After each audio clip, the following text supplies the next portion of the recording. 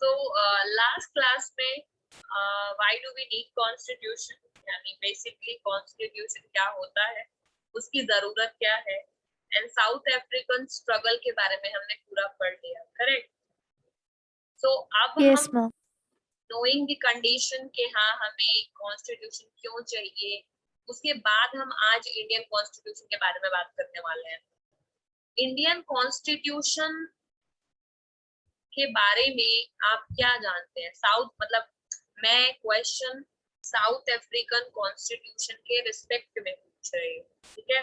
कि south African constitution कैसा लगा आपको और इंडियन कॉन्स्टिट्यूशन कैसा है अगर उससे कंपेयर करें, कुछ पता है इसके बारे में?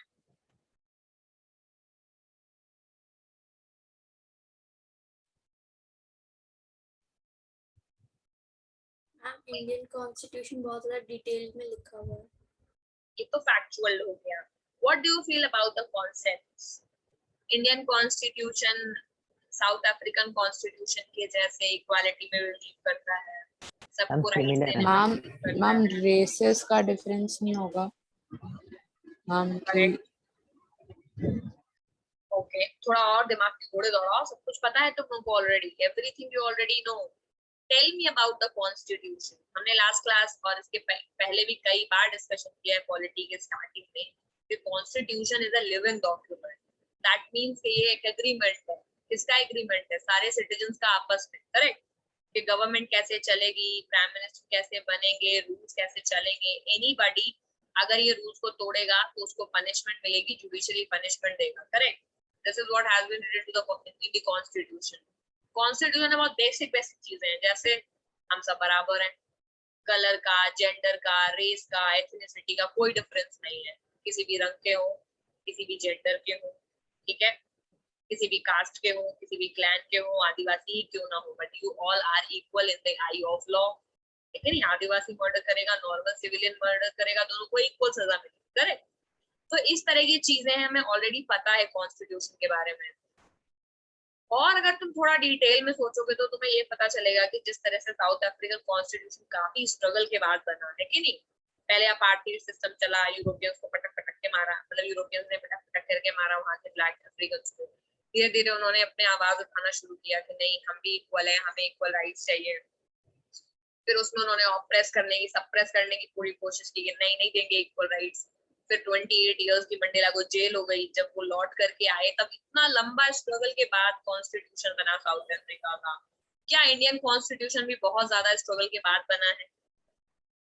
Yes ma'am correct. हम लोगों ने 200 सालों की गुलामी की, 200 इयर्स। यहाँ 2 दिन किसी और की बात मानने में दिक्कत है, 200 सालों तक इमेजिन कर सकते हो, यानी 2 नहीं, in fact 3-4 entire generations they were not free in a society, है ना? वो लोग अपनी आजादी से जी नहीं पा रहे थे। तो हमारे ग्रेट ग्रैंडफादर्स जो हैं उन्होंने शायद बहुत बुरा समय देखा होगा, करेक्ट? तो हम अब इंडियन कॉन्स्टिट्यूशन के बारे में बात तो करेंगे, बट फीचर्स से ज्यादा आज हम बात करेंगे हिस्ट्री के बारे में कि क्या क्या कंडीशंस थी उसके पहले, किन हालात में बनाया गया। तो बेटा साउथ कॉन्स्टिट्यूशन हेडिंग सबने डाल लिया? Yes, ma'am. अब चलो कुछ करते हैं कहानी वाली बातें। इसमें से पेपर में ज्यादा चीजें नहीं आएंगी, लेकिन ये अंडरस्टैंडिंग के लिए बहुत इंपॉर्टेंट है। एक बार समझ लोगे हमेशा काम आएगा। 10th 11th 12th उसके बाद 12 13 14 15 16 18 20 25 जितनी भी स्टैंडर्ड तक पढ़ना होगा, सारे स्टैंडर्ड्स में काम आएगा। सारे कॉम्पिटिटिव एग्जाम में पॉलिटी तो आती ही आती है। बाकी सब्जेक्ट्स का मुझे या ऑलमोस्ट ऑल दी सब्जेक्ट्स दे कम। जो भी चीज पढ़ो उसको ऐसे पढ़ो कि कॉन्सेप्ट्स में इशू ना हो। फैक्ट भूल जाओ तो भूल जाओ, कितने लोगों ने बनाया नहीं याद है, बट क्या होता है ये पता है, समझ गए? फैक्ट्स याद करना इतना मुश्किल नहीं है, मुश्किल है कॉन्सेप्ट को क्लियर करना। तो इंडियन कॉन्स्टिट्यूशन की अगर हम बात करें, यानी हमारे देश का जो संविधान है, जो कि ब्राउन कलर की मोटी बुक है जिसमें कितना कुछ लिखा हुआ है, उसकी वो जो है वो बहुत डिफिकल्ट सर्कमस्टेंसेस में बनी है, यानी बहुत मुश्किलों से वो बना है। कैसे? क्योंकि हमारी कंट्री, पहली बात तो जिस वक्त हम कॉन्स्टिट्यूशन का डिमांड कर रहे थे उस वक्त हमारी कंट्री गुलाम थी, और ब्रिटिशर्स इतनी आसानी से हमको वो सारे राइट्स देना नहीं चाहते थे। कॉन्स्टिट्यूशन का मतलब क्या है? लॉ लिखेंगे, हम खुद अपनी कंट्री के लिए लॉ लिखेंगे, लेकिन वो चाहते थे कि हमने जो नियम कायदे बनाए उनके हिसाब से तुम लोग चलो, करेक्ट? तो ये बिल्कुल भी आसान नहीं था। ये तो पहली डिफिकल्टी थी। दूसरी डिफिकल्टी ये थी कि हमारी बहुत सारी पॉपुलेशन बेटा पढ़ी लिखी नहीं थी, करेक्ट? हमने तुरंत आजादी तो मिल गई, बट हमारी लिटरेसी रेट बहुत कम थी उस वक्त। वीमेंस या बहुत सारे जो स्टैंडर्ड्स थे वो जो सोसाइटी के लोग थे वो पढ़े नहीं थे, क्योंकि ब्रिटिशर्स ने इतना ज्यादा एजुकेशन पे ध्यान ही नहीं दिया, तो उनको पता भी नहीं था कि कॉन्स्टिट्यूशन क्या होता है। अभी तो मैं गला फाड़ फाड़ के चिल्ला रही हूँ 4 क्लास से, तो यू नो कि व्हाट इज कॉन्स्टिट्यूशन। अभी बहुत एकदम अंदर गांव में कहीं चले जाओ और किसी को कॉन्स्टिट्यूशन टर्म बोलोगे तो समझ आ जाएगा, उनको नहीं समझ आएगा, क्या आपको क्या लेना देना, खाना मिलना चाहिए, वैसी वाली बात। तो कॉन्स्टिट्यूशन उस वक्त और मुश्किल था लोगों को समझाना, बनाना मुश्किल, दूसरा समझाना मुश्किल। तीसरी बात ये है कि हमारा कॉन्स्टिट्यूशन और भी ज्यादा चैलेंजिंग इसीलिए है क्योंकि हम लोग एक एथनिसिटी या एक रिलीजन को फॉलो नहीं करते। हमारे यहाँ ऑलमोस्ट हर टाइप का रिलीजन है, पूरे वर्ल्ड में जो भी रिलीजन पाया जाता है वो इंडिया में जरूर है, ठीक है, कभी चेक करके देखना, हर कोई रहता है इंडिया में, ठीक है। तो इस तरह से मुश्किल है सारे सिटीजन्स को जो अलग अलग एथनिसिटी बैकग्राउंड के, उन सबको इक्वालिटी देना और भी मुश्किल है, क्योंकि सबके लिए इक्वालिटी का डेफिनेशन अलग है। मुस्लिम कह रहे हैं 5 बार नमाज पढ़े तो ये इक्वालिटी है, हिंदू कह रहे हैं दिन भर बंदे को मिट्टी बजाने दो, ये इक्वालिटी है कि नहीं। तो ये और भी मुश्किल है क्योंकि इतने सारे डिफरेंट कम्युनिटीज के लोग साथ में रहते हैं। तो अगर पूछा जाए इंडियन कॉन्स्टिट्यूशन के बारे में क्या जानते हो, तो ये सब बोल वचन करना शुरू करो, जो बताते हैं, है कि नहीं। तो ये सब काम की बातें हैं कि हमारा कॉन्स्टिट्यूशन मुश्किलों में बना है क्योंकि बहुत सारे रिलीजियस डिफरेंसेस हैं हमारे बीच में, बहुत सारे डिफरेंट कम्युनिटीज के लोग रहते हैं, और सबसे बड़ी बात कि हम इतने ज्यादा बुरे वक्त से गुजरे थे तो कॉन्स्टिट्यूशन बनाना और मुश्किल हो रहा था, because we were very insecure कि अगर कोई भी रूल गलत लिख दिया तो क्या पता आगे जाके फिर गुलाम हो जाए। तो इस तरह की बातें। उसके उसके अलावा और क्या हुआ, ये जब एंड टाइम आया कॉन्स्टिट्यूशन बनने का, उस समय इंडिया और पाकिस्तान का बंटवारा होने लगा, तो दंगे वंगे हो गए, बहुत सारे लोग मर गए उसमें। तो इतना ज्यादा बुरे समय में, इतना ट्रॉमेटिक एक्सपीरियंस और इतने वायलेंस के बीच में बना है हमारा कॉन्स्टिट्यूशन कि हमारे कॉन्स्टिट्यूशन को रियली में साउथ अफ्रीकन कॉन्स्टिट्यूशन के बराबर ही स्ट्रगल वाला मानो, ठीक है। उनको भी बहुत दिक्कतों के बाद मिला, हमें भी बहुत दिक्कतों के बाद मिला। दूसरी बात यह है कि ब्रिटिशर्स का कुछ अता पता भी नहीं था, मतलब ब्रिटिशर्स ने खुद तो कोई ढंग का नियम कायदा कानून बनाया नहीं इंडिया में कि हम लोग को ये लगे कि नहीं हमें आजादी थी, वरना हमें जरूरत ही क्या थी आजादी लेने की, करेक्ट। अगर हमने आजादी मांगी है, ब्रिटिशर्स को भगाया है, इसका एक ही मतलब है कि हमारे पास आजादी ऑलरेडी नहीं थी, है कि नहीं। तो उन्होंने तो हमें कुछ दिया नहीं। जब हमारी खुद की बनाने की बारी आई तो दंगे शुरू हो गए, दंगों के बीच में अलग अलग लोग अलग अलग बातें कर रहे थे, सारे रिलीजन के लोग बोल रहे थे हमें हमारे हिसाब से चाहिए रूल्स रेगुलेशन, इंडिया में ऐसे नहीं बनेगा कॉन्स्टिट्यूशन। उसके ऊपर से जो जो किंग लोग थे, यानी जो ब्रिटिशर्स के पहले के समय के रूलर्स थे, ब्रिटिशर्स जाते जाते उनको और दे गए लड्डू हाथों में कि तुम लोग का मन करे तो कहीं भी चले जाओ, इंडिया में नहीं रहना है मत रहो। तो बहुत मुश्किल था, है कि नहीं, सबको कन्विंस करना कि नहीं इंडिया एक कंट्री है। किंग लोग बोल रहे थे काय का कंट्री, मेरे पास तो हैदराबाद किंगडम है, मेरे को क्या लेना देना इंडिया से, है कि नहीं। वैसे भोपाल वाला बोल रहा था, किंग सैफ अली खान का नाम सुना है, उनकी परनानी वो भोपाल की क्वीन थी, तो अब वो सोच रहे होंगे कि यार हमें भोपाल मिल जाए, हमें इंडिया से क्या लेना देना, है कि नहीं। तो इस तरह सारे प्रिंसेस जो थे वो चाहते थे कि हमारी किंगडम बच जाए, इंडिया बने या ना बने। तो सबको मिलाना, कन्विंस करना कि नहीं आप लोग अपनी किंगडम छोड़ दो, डेमोक्रेसी में आ जाओ, बड़ी सी कंट्री बनाएंगे, सबको बराबर राइट्स देंगे, ये आसान काम लगता है? No ma'am. है कि नहीं। तो write down, independent India had many challenges. मैं एक एक करके बोल रही हूँ। इंडियन कॉन्स्टिट्यूशन के नीचे लिखो हिस्ट्री, सब हेडिंग डालो हिस्ट्री, और हिस्ट्री के नीचे लिखो independent India had many challenges in making Indian constitution. Independent India had many challenges in making Indian Constitution, ठीक है। इसमें पॉइंट नंबर 1 है, मैम एक बार रिपीट करो। इंडिपेंडेंट इंडिया हैड, या हैड की जगह फेस्ड भी कर सकते हो, independent India faced many challenges in making constitution. Point number 1,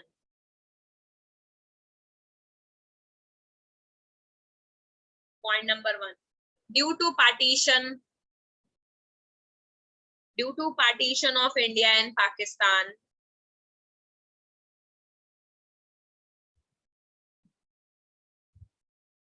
due to partition of India and Pakistan, there were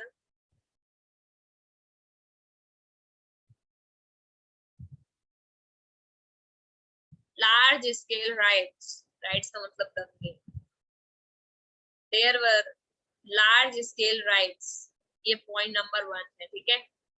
due to partition of India and Pakistan there were large scale riots, at least 10 lakh people were killed on both sides. Ma'am ये point number 1 ही है ना? Yes, 10 को 10 ऐसे। Due to partition of India and Pakistan, large scale riots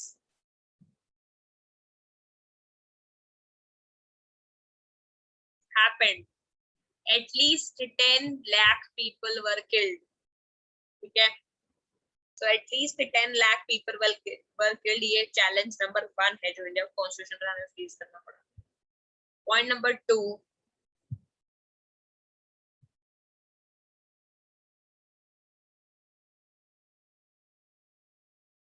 merger of princely states was difficult. Merger of princely states was difficult. इसका मतलब क्या है, समझ गए जो अभी बताया था।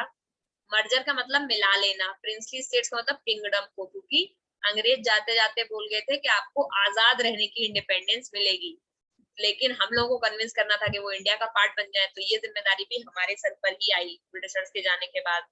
तो सरदार वल्लभ भाई पटेल को हर एक किंगडम में जाके लोगों को कन्विंस करना पड़ा कि आप इंडिया का पार्ट बन जाइए, बहुत मुश्किल से लोग माने, ठीक है। Merger of princely states was a difficult, merger of princely states ये लिखा हुआ है, प्रिंस के आगे एलवाई लगा लो। Merger of princely states was difficult task, task का मतलब काम। Merger of princely state was difficult task.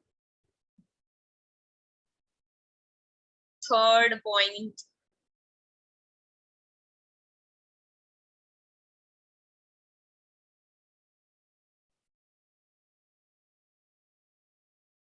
it was difficult to make constitutions for such a diverse country. It was difficult to make constitution for such a diverse country. Diverse का मतलब जिसमें बहुत सारी cast हो। It was difficult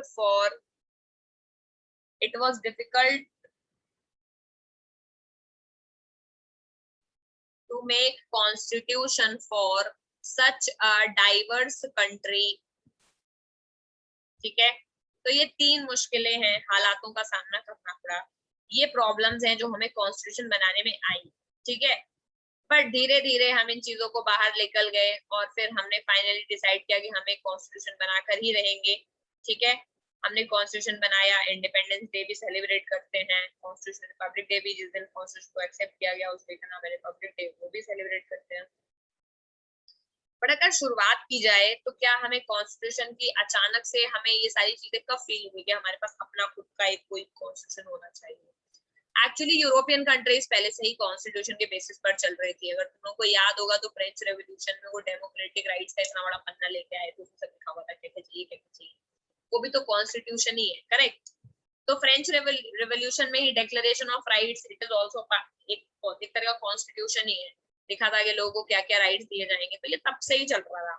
लेकिन अगर India की बात की जाए तो ब्रिटिशर्स के आतंक के चलते 1928 के आसपास मोतीलाल नेहरू, जो कि जवाहरलाल नेहरू के डैड थे, और वो और बाकी 8 कांग्रेस लीडर्स ने मिलकर के कॉन्स्टिट्यूशन उसी वक्त ही बनाया था 1928 में, क्योंकि ब्रिटिशर्स ऐसा कह रहे थे कि आप लोग के बस का नहीं कॉन्स्टिट्यूशन बना पाना, आप लोग इतने पढ़े लिखे नहीं है। तो फिर नेहरू जी ने बनाया था वो कॉन्स्टिट्यूशन। तो एक तरह से हम ये मानेंगे कि शुरुआत यही से हुई, पहली बार के हम ना फर्स्ट, अभी कोई बोले कॉन्स्टिट्यूशन है तो बोले तुम्हारा कॉन्स्टिट्यूशन कब बना, बोले 1950 में, लेकिन पहली बार कब तुमने सोचा कॉन्स्टिट्यूशन बनाओगे? तो पहली बार ये बात तो आजादी के समय जब हम लड़ रहे थे आजादी के लिए उस वक्त चल रही थी। 1928 में मोतीलाल नेहरू और उनके कुछ फ्रेंड्स ने मिलकर के एक ड्राफ्ट बनाया। मैम अभी आपकी आवाज कट गई थी। अब आ रही है? Yes ma'am. Yes, ma'am. 1928 में मोतीलाल नेहरू और उनके कुछ फ्रेंड्स ने मिलकर के एक राइट्स तरह का बनाया था, जिस तरह फ्रेंच का राइट्स था ना उसी तरह का। तो हम उसी को शुरुआत मानेंगे कि वो हमारी कॉन्स्टिट्यूशन का एक तरह से शुरुआत था, ठीक है। उसके बाद हमें पता ही है कि हम जब आजाद हो गए तो हमने एक कॉन्स्टिट्यूएंट असेंबली बनाई। है कि नहीं? और फिर उसमें सारे लीडर्स मिले और उन्होंने मिल करके एक फाइनली एक कॉन्स्टिट्यूशन बनाया जो हम आज का कॉन्स्टिट्यूशन जिसको जानते हैं, ठीक है? ओके, अब इसमें एक और चीज है कि इंडियन कॉन्स्टिट्यूशन अगर पूछा जाए तो कैसे बना। हमें ये तो पता है कि हिस्ट्री क्या क्या है, क्या क्या प्रॉब्लम्स थी। अब इंडियन कॉन्स्टिट्यूशन में जो हमने चीजें लिखी हुई है बुक के अंदर वो कहाँ से आई है?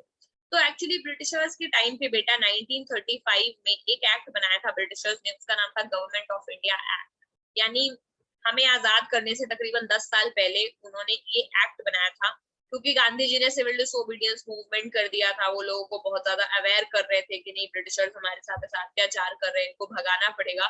तो डर करके उन्होंने एक एक्ट बनाया था और उस एक्ट में उन्होंने काफी सारी चीजें हम लोग को ऐसा वादा किया था कि वो हमें पावर्स देंगी, क्योंकि वो ये नहीं चाहते थे कि लोग उन्हें ये कहें, पूरी दुनिया के लोग, कि वो कितना ज्यादा हम लोग के ऊपर ऐसे एक्सप्लॉयटेशन कर रहे हैं।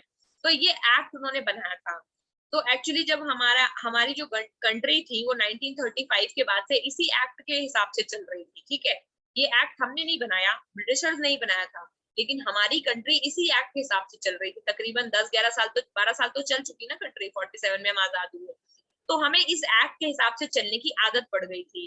तो यही रीजन है कि डॉक्टर भीमराव अंबेडकर यानी अंबेडकर जी और बाकी सारे लोगों ने मिलकर के डिसाइड किया कि हम अपनी कंट्री के बहुत सारे प्रोविजन इसी एक्ट में से ले लेंगे। वरना क्या होगा कि हमारी कंट्री ऑलरेडी इस एक्ट के हिसाब से चल रही है। अगर हम कुछ नया इंट्रोड्यूस करेंगे तो हो सकता है कि कंट्री को चलाने में और दिक्कत होने लगे, लोगों को और प्रॉब्लम्स आने लगे। तो हमने हमारी जो कॉन्स्टिट्यूशन है वो ढेर सारी चीजों से मिला के बनाया है। यानी जब हम कॉन्स्टिट्यूशन लिखने बैठे तो हमने ढेर सारे कॉन्स्टिट्यूशन पढ़े, गवर्नमेंट ऑफ इंडिया एक्ट 35 पढ़ा, जिसका जो चीज पसंद आया उसको अपने कॉन्स्टिट्यूशन में लिख दिया। समझ गए? जैसे कि हमारे जो कॉन्स्टिट्यूशन है उसमें क्या क्या चीज हमने कहाँ से उठाई है। तो ये इमेजिन करो कि तुमको बोला जाए कि आज इंडिया का कॉन्स्टिट्यूशन लिखना है, तो पहली चीज क्या करोगे तुम? वर्ल्ड के बाकी सारे कॉन्स्टिट्यूशन पढ़ोगे, किस कॉन्स्टिट्यूशन में क्या अच्छा लिखा हुआ। वही चीज हमने भी की। तो हमने क्या किया, हमने बहुत सारी चीजें बाहर बाहर से अपनाई है। जैसे कि बिल ऑफ राइट्स एक चीज होती है यूएस में, जो जिसके जिसके बेसिस पे हमने फंडामेंटल राइट्स लिए हैं। यूएस के कॉन्स्टिट्यूशन में बिल ऑफ राइट्स नाम का एक चैप्टर है, उसमें सारे राइट्स लिखे हुए हैं। जब भीमराव अम्बेडकर ने उसे पढ़ा तो उन्होंने सोचा कि हमें भी अपने कंट्री के लोगों को राइट्स देने चाहिए। तो हमारे यहाँ उन्होंने फंडामेंटल राइट्स इंट्रोड्यूस कर दिए। उसके अलावा उन्होंने देखा कि ब्रिटेन में पार्लियामेंट्री डेमोक्रेसी चलती है, यानी पार्लियामेंट सारी चीजों का डिसीजन लेती है कि नहीं, और इलेक्शंस होते हैं। तो ये पार्लियामेंट डेमोक्रेसी हम लोगों ने अपनी कॉन्स्टिट्यूशन में लिख दी। फिर हमें याद आया कि फ्रेंच रेवोल्यूशन में लिबर्टी, इक्वालिटी, फ्रेटर्निटी की बातें कर गए हैं सब लोग, तो हमने अपने कॉन्स्टिट्यूशन में लिबर्टी, इक्वालिटी, फ्रेटर्निटी भी लिख दिया। फिर हमें समझ में आया कि सोशलिस्ट रेवोल्यूशन में लोगों ने इक्वालिटी की बात, सोशलिस्ट की बात की है, तो हमने अपनी कॉन्स्टिट्यूशन में सोशलिस्ट प्रोविजन भी डाल दिए। फिर हमें पता चला कि हमारी country government of India act 1935 के हिसाब से चलती है, तो कुछ प्रोविजन, कुछ चीजें हमने इसमें से उठा के अपने कॉन्स्टिट्यूशन में लिख दी। समझ गए हमने कैसे बनाया है? तो ऐसा नहीं है कि हमने सीधे कोई कॉन्स्टिट्यूशन उठाया और उसे कॉपी पेस्ट मार दिया, नहीं। हमने अलग अलग कॉन्स्टिट्यूशन को पढ़ा और पढ़ने के बाद में फिर हमने क्या किया, सारे कॉन्स्टिट्यूशन में जो जो चीजें प्रोविजन हमें अच्छे लगे वो प्रोविजन हमने अपनी कॉन्स्टिट्यूशन में लिखे। समझ गए? इस Yes, तरह ma'am. से हमने कॉन्स्टिट्यूशन को बनाया गया है, ठीक है? Yes ma'am. तो तुम लोग चाहो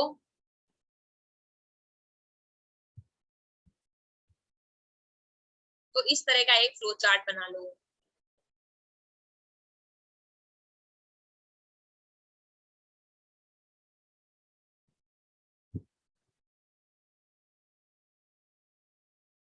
हेडिंग लिखो, सोर्सेस ऑफ इंडियन कॉन्स्टिट्यूशन, यानी इंडियन कॉन्स्टिट्यूशन के सोर्स क्या हैं, कहाँ से मिला है हम लोगों को, ठीक है? तो ये है सोर्स, यानी यहाँ से हमने चीजें उठाई अपने कॉन्स्टिट्यूशन में डालने के लिए। पहला है गवर्नमेंट ऑफ इंडिया एक्ट,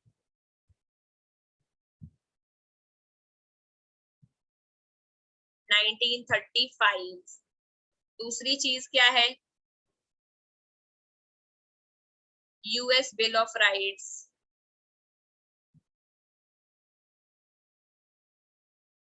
फिर है ब्रिटेन का पार्लियामेंट्री सिस्टम। समझ रहे हो बेटा? Yes, ma'am. Yes, ma'am. Britain से हमने पार्लियामेंट्री सिस्टम अभी लिया है, जो हमारे यहाँ चलता है पार्लियामेंट में, दो है ना, लोकसभा राज्यसभा। ब्रिटेन का पार्लियामेंट्री सिस्टम है। फ्रेंच से लिबर्टी, फ्रेंच से हमने क्या लिया है,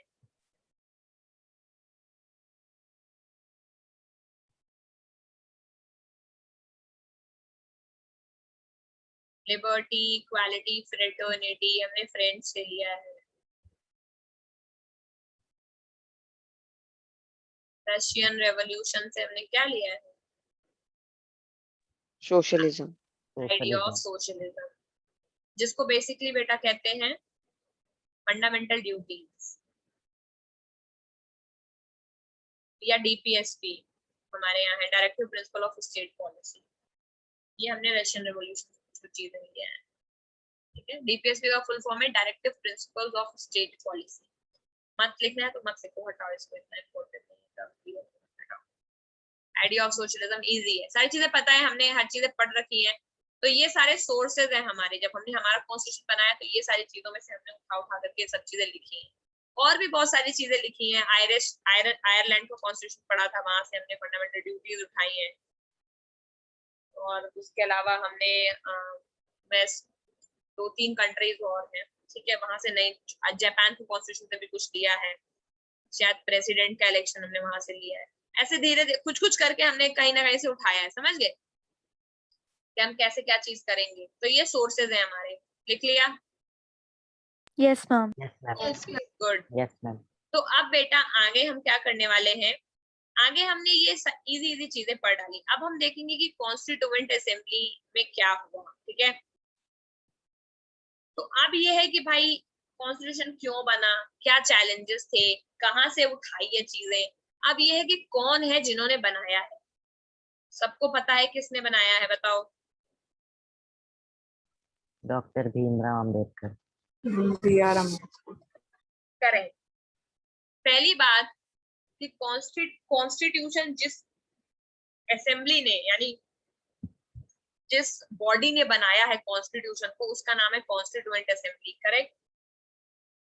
Yes, ma'am. कॉन्स्टिट्यूएंट असेंबली के जो इलेक्शन है वो जुलाई 1946 में हुए थे, यानी हम 47 में आजाद हुए, उसके एक साल पहले, ठीक है। उसी साल दिसंबर 1946 में हमारी मीटिंग हुई पहली बार कॉन्स्टिट्यूएंट असेंबली की। और अगर याद होगा तो नवंबर 1949 में हमारा कॉन्स्टिट्यूशन रेडी हुआ है, अरे याद है मेरे बच्चों? यस मैम 26 नवंबर। तो Yes, हमें ma'am. टोटल 3 साल लग गए। 46 में हम पहली बार मिले, 1949 में हमने कॉन्स्टिट्यूशन को बनाया, यानी लगभग 3 साल हमें लग गए अपना कॉन्स्टिट्यूशन बनाने में, इतना लंबा बनाया हमने, ठीक है।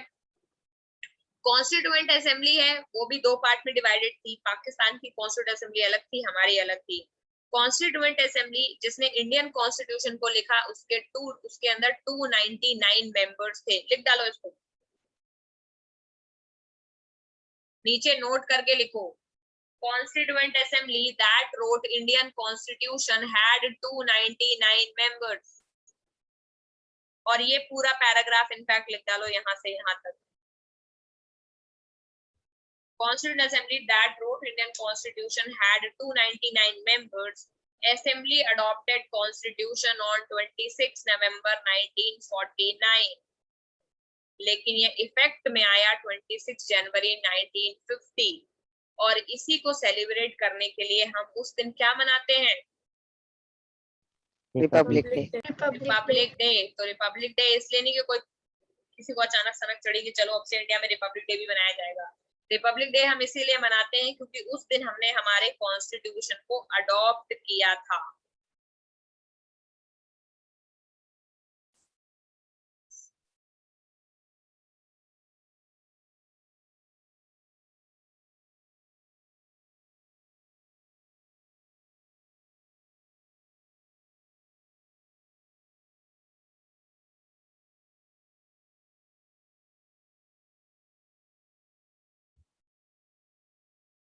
लिख लिया?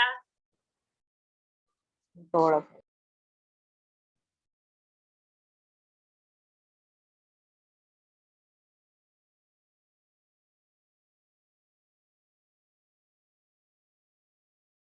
Yes, ma'am. हो गया. सबका हो गया? मैम मेरा बच यस मैम। जल्दी जल्दी करो, थोड़ा सा बच्चा है। तुम लोग गणेश जी की स्पीड से लिखो। मैम तब तो अपना ही दांत तोड़ना पड़ेगा। अच्छा, ऐसा सुना जाता है कि महाभारत किसने लिखा? वेद व्यास। वेद व्यास ने। तो खुद अपने हाथों से लिखा क्या?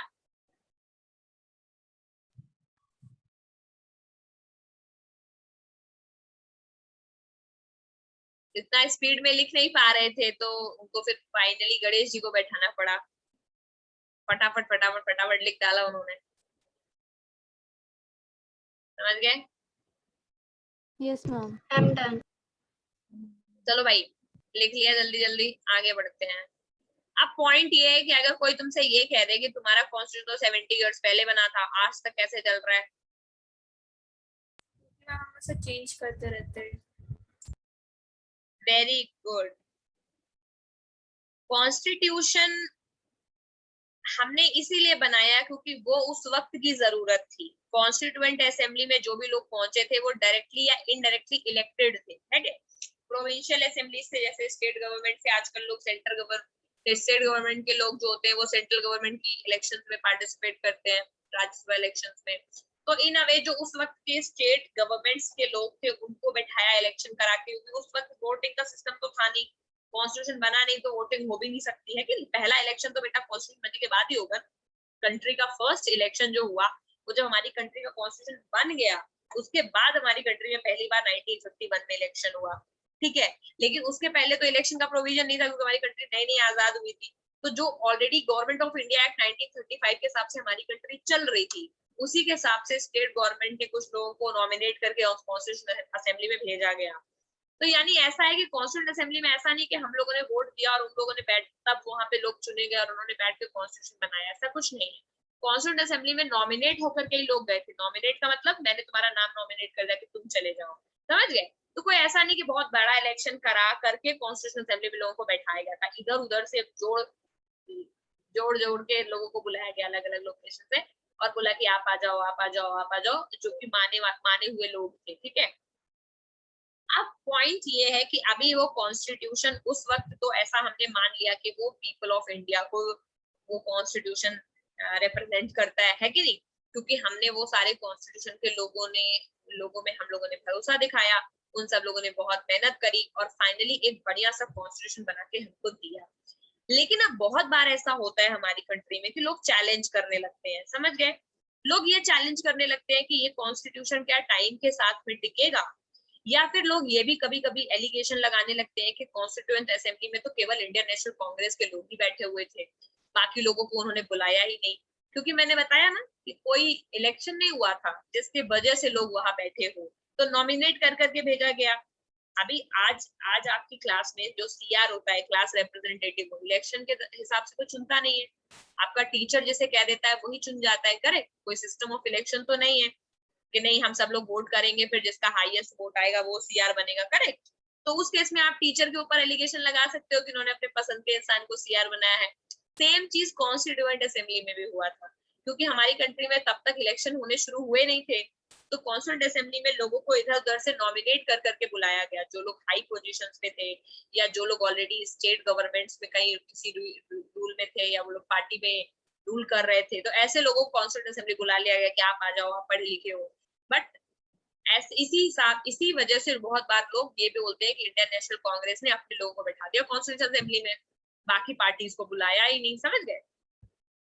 लेकिन ऐसा बहुत इस तरह मानना गलत है, क्योंकि इंडियन नेशनल कांग्रेस उस वक्त सबसे बड़ी पार्टी थी, है कि नहीं। सबसे ज्यादा लोग, चाचा नेहरू, सब लोग उसी पार्टी से थे, और इंडियन नेशनल कांग्रेस ही अफ्रीकन नेशनल कांग्रेस की तरह हमारी कंट्री का स्ट्रगल लड़ रही थी हमें आजाद दिलाने के लिए।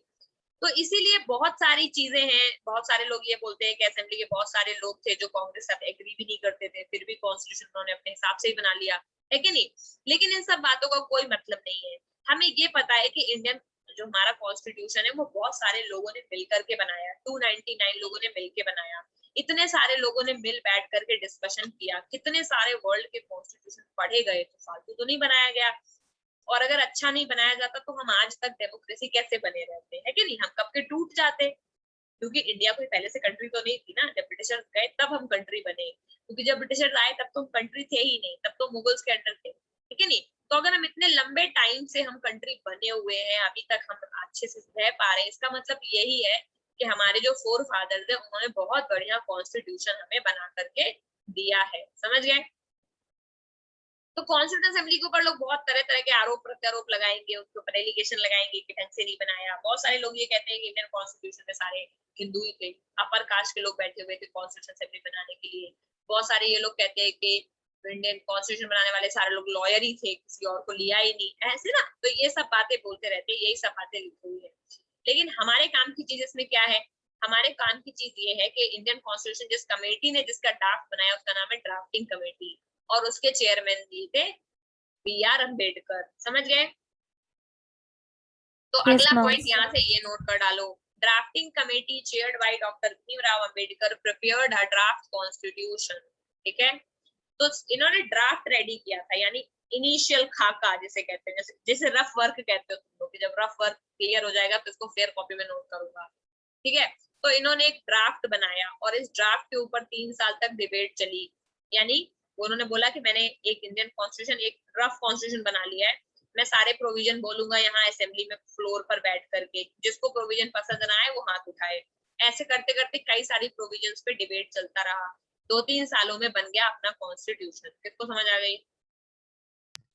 Yes ma'am ma'am. मुझे हाँ मुझे ओके।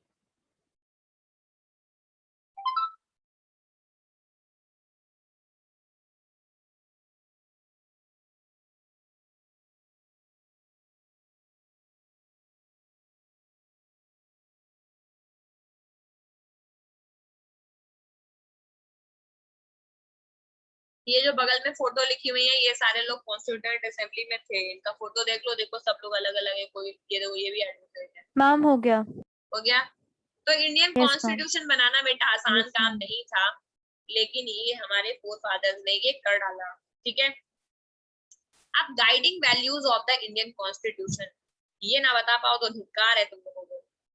क्या क्या गाइडिंग वैल्यूज हैं, यानी क्या क्या चीजें हैं जो सोच करके हमने कॉन्स्टिट्यूशन को बनाया है। के सारे प्रोविजन इक्वल हो, सबको इक्वल राइट्स मिलना चाहिए, कोई डिस्क्रिमिनेशन नहीं होनी चाहिए।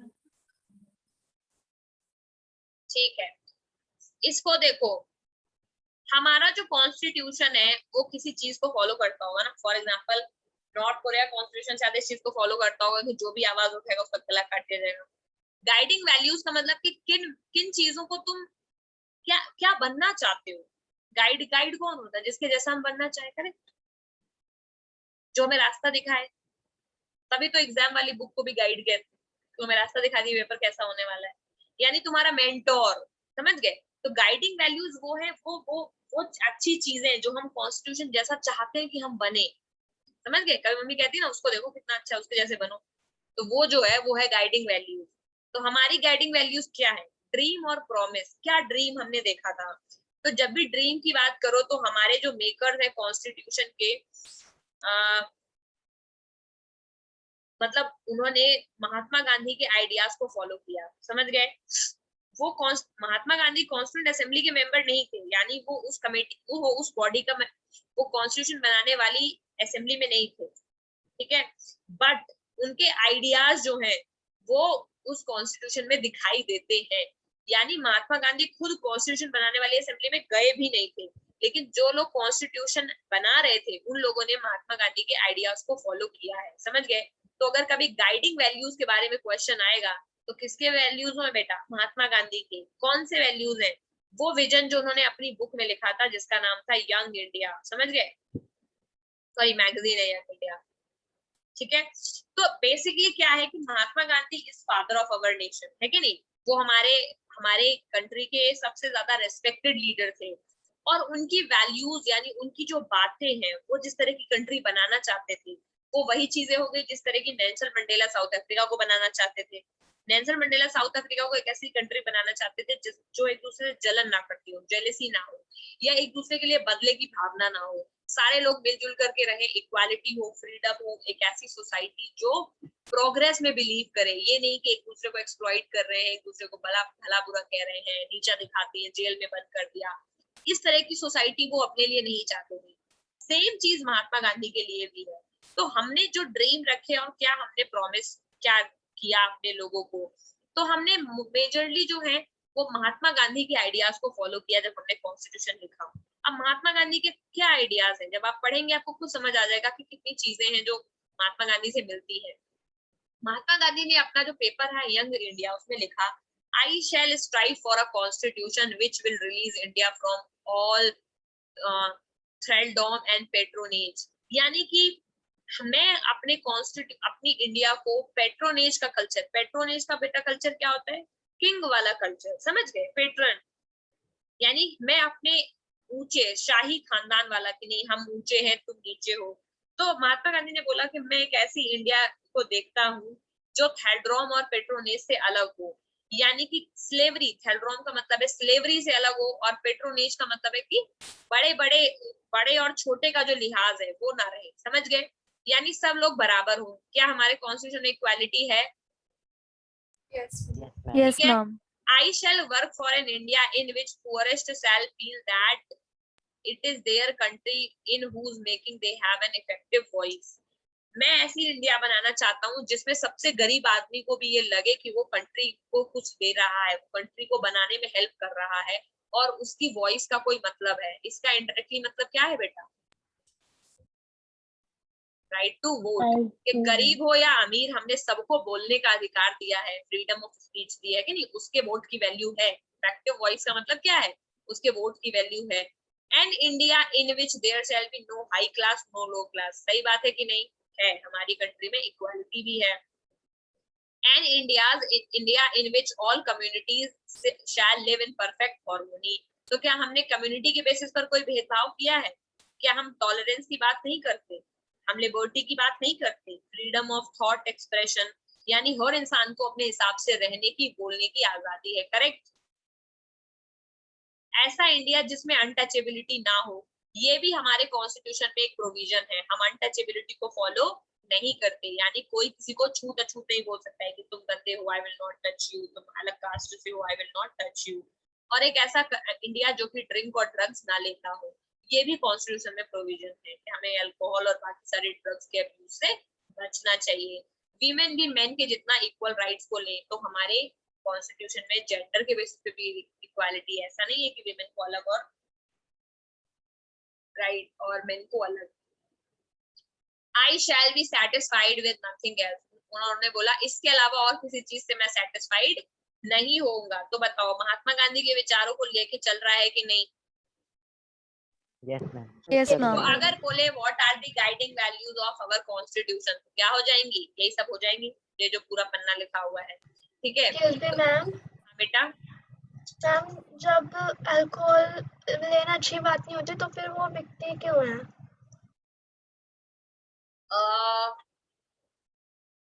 इसका सवाल का जवाब मेरे पास नहीं। मैम, तो फिर पॉलिटिकल पार्टीज तो सामने से देती है। सवाल का मैम जवाब सबसे मेरे ज्यादा पास पैसे नहीं। इससे ही तो आ रहे हैं मैम। अभी इस- लॉकडाउन में शराब से यस ही मैम, सबसे अल्कोहल से ही मिल तो रहे आ थे रहे मैम हैं। गवर्नमेंट को, तो बंद क्यों करेंगे? Yes ma'am ma'am. सबसे ज्यादा रेवेन्यू उसी से आ रहा है। इस सवाल का जवाब तो मेरे पास नहीं। देखो ऐसा है, ये बात सही है कि अल्कोहल या बाकी सारी ड्रग्स का जो यूज है वो बंद हो जाना चाहिए, ठीक है? हमारे कॉन्स्टिट्यूशन में भी डायरेक्टिव प्रिंसिपल्स में बोला गया है कि ड्रग्स और तरह के जो अब्यूज है उन सबको बंद कर देना चाहिए। लेकिन एक चीज होती है कर देना चाहिए, और एक चीज है करना ही पड़ेगा, समझ गए? इन दोनों में फर्क है। कर देना चाहिए ये कहता है कि हम, हमारे कॉन्स्टिट्यूशन में सिर्फ ये लिख दिया गया कि हमें कर देना चाहिए, यानी कोई ऐसा लॉ नहीं है कि अगर आप इसे करते हैं तो आपको जेल हो जाएगी। तो जब ऐसा कोई लॉ ही नहीं है तो करेंगे तो जेल हो जाएगी, तो वो काम तो लोग करते ही है कि नहीं? फॉर एग्जाम्पल सबको पता है कि मर्डर करेंगे तो 14 साल की जेल हो जाएगी। क्या हर रोज हर इंसान हर रोज मर्डर करने का सोचता है? नहीं करता है। को पता है कि जेल हो जाएगी तो जिंदगी भर के लिए अंदर हो जाएगी, ऊपर कैद हो जाएगी। तो ऐसे पनिशेबल क्राइम है। लेकिन सेल्फ हार्म यानी खुद पी करके अपने आप को बर्बाद करना, ये एक तरह की फ्रीडम भी तो है। जैसे तुम गलत चीज बोलते हो, सामने वाला कहेगा कि मेरी आजादी, मेरा मन, जो मेरे मन में आएगा वो मैं करूंगा। तो ये एक बहुत बड़ी डिबेट है कि एक इंसान का मन है बर्बाद होने का, तो क्या उसके मन के खिलाफ जाकर के तुम उसे आबाद कर सकते हो? No ma'am. तो इसमें तो ये डिबेट हो जाएगा कि तुमको कहेगा कि तुम मेरी फ्रीडम को तोड़ रहे हो, मैं आजाद हूँ, मेरी कंट्री ने मुझे आजादी दी है। और तुम कहोगे कि आजादी तो दी है लेकिन तुम अल्कोहल नहीं पी सकते, वो भी तो मना है। तो कौन सा राइट जीतेगा बताओ, आजादी वाला या अल्कोहल ना पी? आजादी। क्योंकि आजादी बेसिक राइट है, वो छीन नहीं सकते किसी से। तो कुछ ऐसी चीजें हैं जिनके कोई जवाब नहीं है।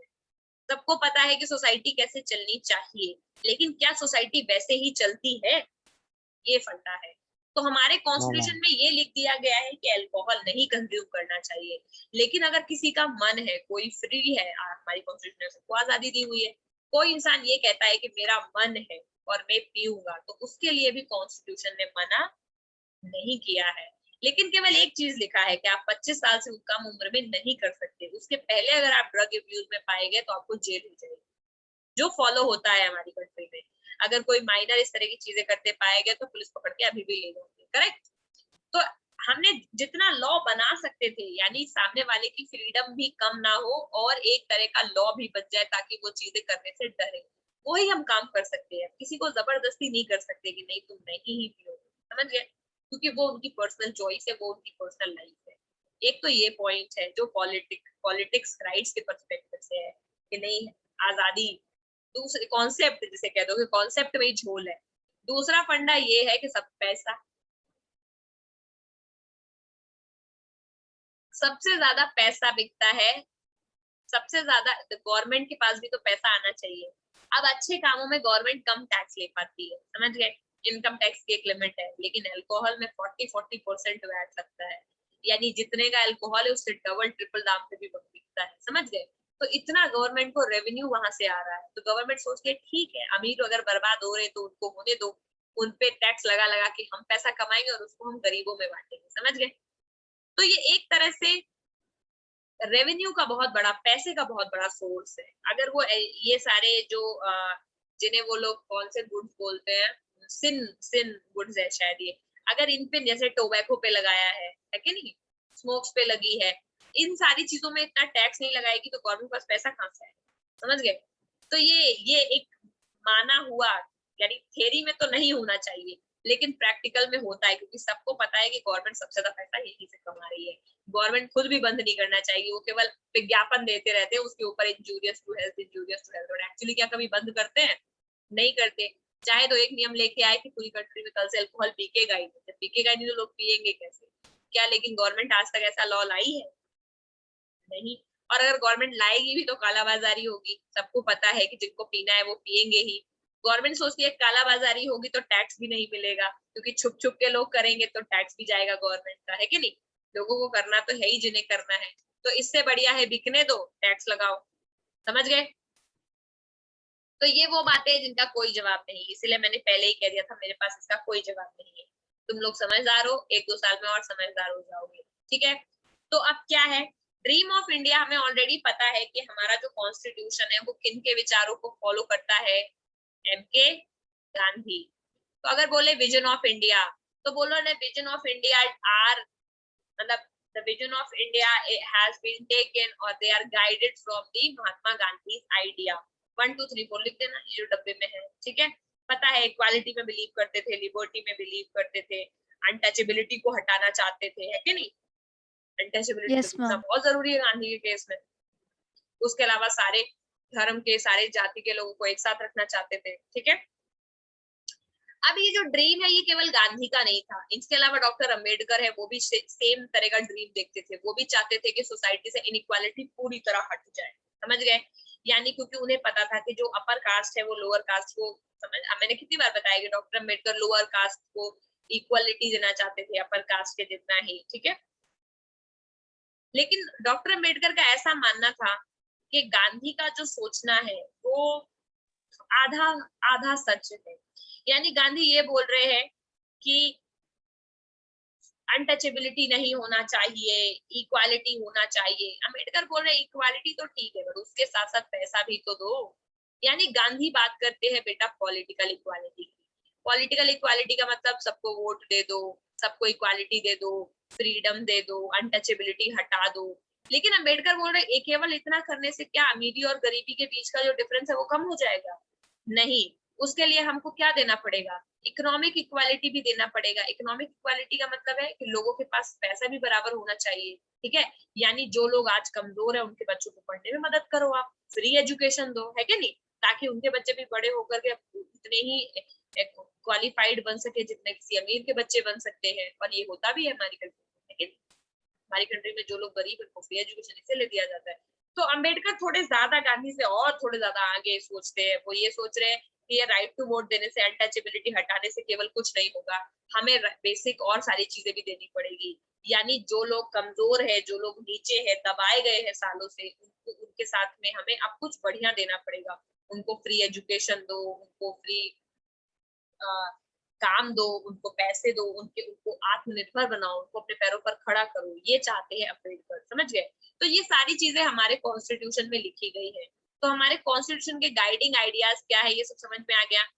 तो ये जो बात जैसे अम्बेडकर ने वो बात किया हुआ है, मतलब गांधी ने यंग इंडिया में बोला है, वैसे ही अम्बेडकर ने ये जो बात बोली है, ये इकोनॉमिक इक्वालिटी और पॉलिटिकल इक्वालिटी वाली, ये उन्होंने बोली है किसमें?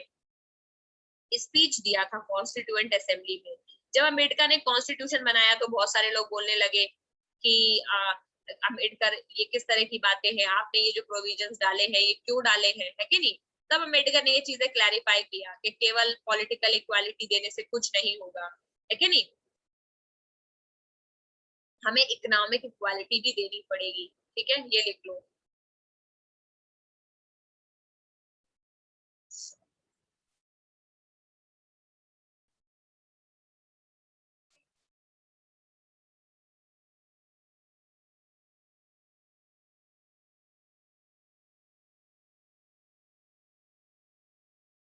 ये आइडियाज है बेटा, ये वन वर्ड में लिखवा दे रही हूँ ताकि याद रहे। गांधी के आइडियाज क्या हैं?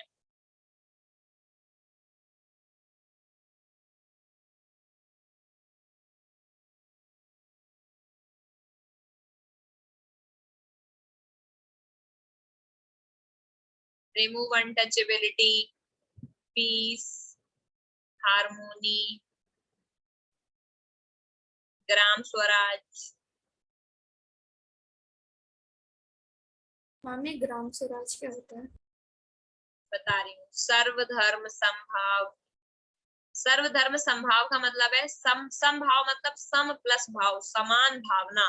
और सर्व का मतलब सारे, धर्म का मतलब धर्म, सारे धर्मों के लिए समान भावना होना ही सर्वधर्म समभाव है, समझ गए। तो इन अ वे टॉलरेंस, ठीक है, कि आप अपना और दूसरे दोनों के धर्म को बराबर मानो। ग्राम स्वराज का मतलब है कि ग्राम यानी गांव को, स्वराज का मतलब सेल्फ रूल, यानी विलेज के लेवल पर भी लोगों के अंदर, विलेज के लेवल पे भी हमें आजादी देनी पड़ेगी, यानी विलेज अपने आप को चला सके, समझ गए। सब लोगों को अपने आप को चलाने की आजादी देनी पड़ेगी। तो ये स्वराज जो है वो गांधी का कॉन्सेप्ट है। अनटचेबिलिटी हटाना, पीस, हार्मोनी, इक्वालिटी, लिबर्टी, ये भी जोड़ सकते हो। अम्बेडकर में है political, economic plus social equality, सब कुछ देना पड़ेगा, केवल पॉलिटिकल इक्वालिटी से कुछ नहीं होगा। पॉलिटिकल इक्वालिटी का मतलब है right to vote, social equality का मतलब है इक्वल स्टेटस, और इकोनॉमिक का मतलब है इक्वल अपॉर्चुनिटीज, यानी आपको उतनी बराबर की उनको अपॉर्चुनिटीज भी देनी पड़ेगी, वो आपके साथ में कॉम्पीट करके आपसे आगे निकल सके। किसी को समझ आ रहा है? ठीक है भाई। तो ये गाइडिंग प्रिंसिपल्स है, 2 लाइन में लिखे हैं। अगर कभी क्वेश्चन आता है 2-3 नंबर में, फिर इसको ऐसे ही डिस्क्राइब करके लिख लोगे कि गाइडिंग प्रिंसिपल्स किस किस चीज पे है। तो हमारे जो कॉन्स्टिट्यूशन में है वो 3 तरह के आइडियाज को लेकर के वो चलता है। गांधी के आइडिया, अम्बेडकर के आइडिया और नेहरू के आइडियाज को। नेहरू का सबसे बड़ा आइडिया क्या है बेटा? सोशलिज्म, क्योंकि नेहरू सोशलिज्म से बहुत ज्यादा इंस्पायर्ड थे, वो भी रशियन रेवोल्यूशन से। तो नेहरू का ऐसा विजन था कि एक कंट्री हो जिसमें सोशलिस्टिक सोसाइटी हो, यानी कंट्री की मेजर जो चीजें हो वो गवर्नमेंट को बिलोंग करती हो और गवर्नमेंट सबको उसकी जरूरत के हिसाब से बांटे, समझ गए? वही जिस तरह का आइडिया लेनिन लेके चलता था, समझ गए कि प्रॉपर्टी ही सबसे बड़ी दुश्मन है, प्राइवेट प्रॉपर्टी सबके हाथों में बहुत ज्यादा नहीं होनी चाहिए, जो हमारे गवर्नमेंट के पास में रहेगी तो गवर्नमेंट उसको अच्छे से डिस्ट्रीब्यूट कर सकती है। समझ पा रहे हो? Yes ma'am. तो हमने गाइडिंग प्रिंसिपल भी लिख लिए, ठीक है? आई थिंक इसके साथ ये लिख लिया सबने। Yes ma'am. Yes ma'am. I think इसके साथ ही हमारा ये चैप्टर अब खत्म होता है, इसमें आगे कुछ है नहीं है, सब बेसिक चीजें है वो लिख लिया। ये ट्राइस्ट विद डेस्टिनी, ये अम्बेडकर की बुक है, ये तो पढ़, ये अम्बेडकर की स्पीच है, सॉरी अम्बेडकर की ये स्पीच है, इसको पढ़ के आना है। और ट्राइस्ट विद डेस्टिनी ये बुक है जवाहरलाल नेहरू की, इसमें उन्होंने क्या सोचा है ये पढ़ के आना है। ये उनकी ट्राइस्ट विद डेस्टिनी में उन्होंने क्या लिखा है इसके बारे में है। इससे समझ में आ जाएगा कि हमारा कॉन्स्टिट्यूशन क्या सोच रहा है। फिर फिलोसफी ऑफ अवर कॉन्स्टिट्यूशन कुछ नहीं है बेटा, फिलोसफी वही है जो हम 10 बार डिस्कस कर चुके हैं, लिबर्टी, ठीक है, वेलफेयर सबका, ठीक है। तो हमारी जो फिलोसफी है वो हमारे एक्चुअली प्रियम्बल में दिखाई पड़ती है, we the people of India, है कि नहीं, जिस तरह यहाँ पर लिखा है we the people of South Africa. तो हमारी जो कॉन्स्टिट्यूशन की फिलोसफी है वो हमारे प्रियम्बल में झलकती है। हमने अपने प्रियम्बल में क्या लिखा हुआ है, ये देखो ये देखो ये देखो, लेकिन ये वाला पन्ना एकदम पढ़ के आना है। हमने अपने कॉन्स्टिट्यूशन में लिखा है we the people of India, यानी ये कॉन्स्टिट्यूशन किसी ऐरे गैरे ने नहीं बनाया है, पीपल ऑफ इंडिया ने खुद ये कॉन्स्टिट्यूशन बनाया है, समझ गए? यानी we the people of India, ये किसी किंग ने नहीं बनाया कॉन्स्टिट्यूशन, ये कॉन्स्टिट्यूशन किसने बनाया है, पीपल ऑफ इंडिया ने। We the people of India having solemnly resolve, आज हम ये शपथ लेते हैं यानी एक कसम खाते हैं कि हम इंडिया को एक सॉवरेन यानी एक ऐसी कंट्री बनाएंगे जो अपने इंटरनल और एक्सटर्नल डिसीजन खुद ले सके, यानी वो किसी पर डिपेंडेंट ना हो। सॉवरेन का मतलब प्रभु सत्ता, सबसे बड़ी सत्ता उसके पास, समझ गए? यानी we the people of India, आज हम इंडिया को एक ऐसी कंट्री बनाते हैं जिसके पास अपना डिसीजन लेने की पूरी आजादी हो, किसी और से पूछ के नहीं लेगा, ब्रिटेन से अमेरिका से, सबसे बड़ी आजादी उसके पास पावर खुद की है।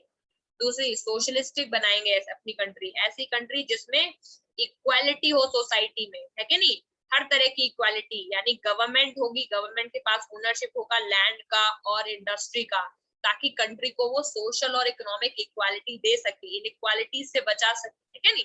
सोशलिस्ट का पर्पस यही होता है कि सारी जो प्रॉपर्टी, ऑलमोस्ट सारी बड़ी बड़ी चीजों को गवर्नमेंट ओन करेगी, ताकि कोई प्राइवेट इंसान उसके ऊपर कब्जा ना कर ले, सबको मिले ना, वो गवर्नमेंट की रहेगी तो सबकी रहेगी। तो हम कंट्री को एक सॉवरेन, सोशलिस्ट, सेक्युलर, सेक्युलर का मतलब क्या होता है, जो किसी एक पर्टिकुलर रिलीजन को सपोर्ट ना करे, सारे रिलीजन को बराबर की नजरों से देखे। डेमोक्रेटिक, एक ऐसा कंट्री जिसमें इलेक्शंस हो, सारे लोग मिल करके गवर्नमेंट को चूज करें। और रिपब्लिक में बनाएंगे, यानी एक ऐसा कंट्री जिसका हेड ही इलेक्टेड हो, किंग नहीं होगा उसका हेड, समझ गए? तो हर एक टर्म का एक मतलब है। और हम फिर एक ऐसी कंट्री बनाएंगे जो कि सोवरेन होगी, सोशलिस्टिक होगी, सेक्युलर होगी, डेमोक्रेटिक होगी, रिपब्लिक होगी, यानी हमारी कंट्री खुद अपना डिसीजन ले सकेगी, बाहर का और अंदर का। वो सोशलिज्म में बिलीव करेगी, यानी गवर्नमेंट मेजर रिसोर्स को रखेगी और गरीबों को समय आने पर देगी। और एक ऐसी कंट्री बनाएंगे जो सेक्युलर होगी, यानी सारे रिलीजन को रिस्पेक्ट करेगी। फिर एक ऐसी कंट्री बनाएंगे जो डेमोक्रेटिक होगी, यानी उस कंट्री में रेगुलर इलेक्शन होंगे और गवर्नमेंट किसी के मन से नहीं बनेगी, इलेक्शन से बनेगी। और एक ऐसी कंट्री जो रिपब्लिक होगी, यानी उस कंट्री का जो हेड होगा, यानी हमारे यहाँ जो प्रेसिडेंट है वो भी चुन के आएगा, वो कोई किंग नहीं होगा। ऐसी तो कंट्री बनाओगे, वाह बहुत बढ़िया कंट्री है ये। फिर क्या करोगे, और उसमें क्या देंगे, और उस कंट्री में सिक्योर यानी देंगे, क्या देंगे, जस्टिस देंगे, हर तरह की जस्टिस देंगे। सोशल जस्टिस, किसी ने तुमको काला गोरा बोल दिया उसके लिए भी जस्टिस मिलेगा। इकोनॉमिक जस्टिस, तुम अमीर हो, सामने वाला गरीब है और अमीरी का तुमको धौंस दिखाता है, उसके लिए भी जस्टिस मिलेगा। पॉलिटिकल जस्टिस, यानी उस अमीर के पास एक राइट टू वोट है तो एक राइट टू वोट गरीब के पास भी मिलेगा, तो हर तरह का जस्टिस देंगे।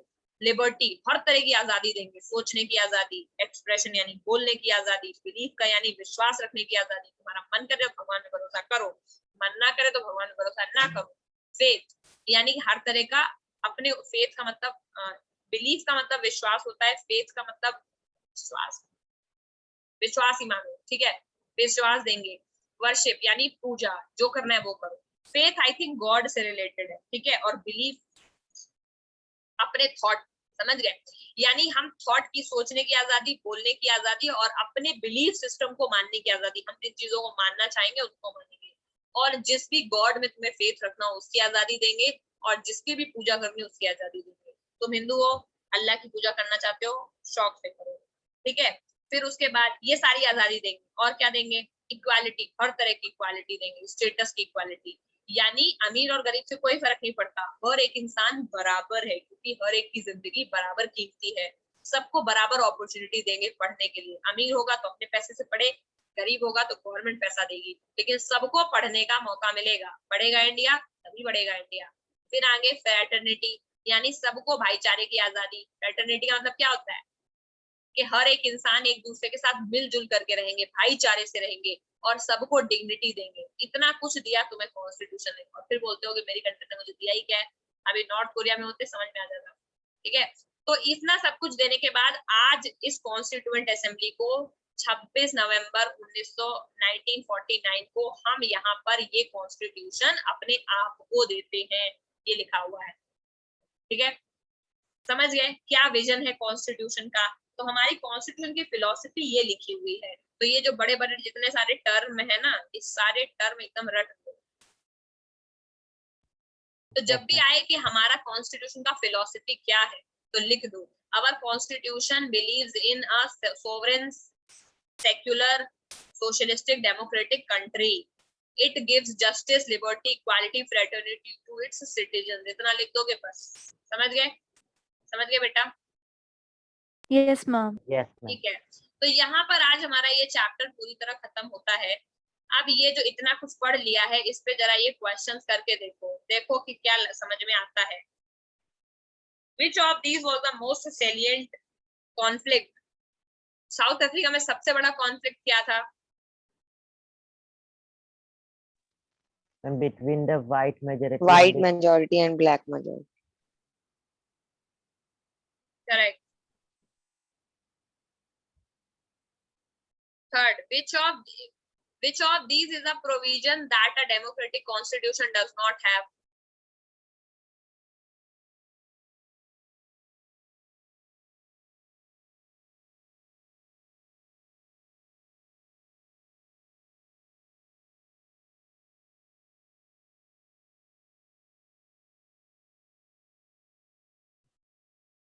अरे नेम ऑफ कंट्री तो सबके लिए होता है ना, डेमोक्रेटिक कंट्री का नेम होना थोड़ी जरूरी है, ये सब तो होना चाहिए। यस डेमोक्रेटिक कंट्री का नाम तो हर कंट्री का होगा ना बेटा, एक प्रोविजन है जिसका होना जरूरी नहीं है। नेम ऑफ कंट्री क्या होना जरूरी है डेमोक्रेटिक कंट्री के लिए?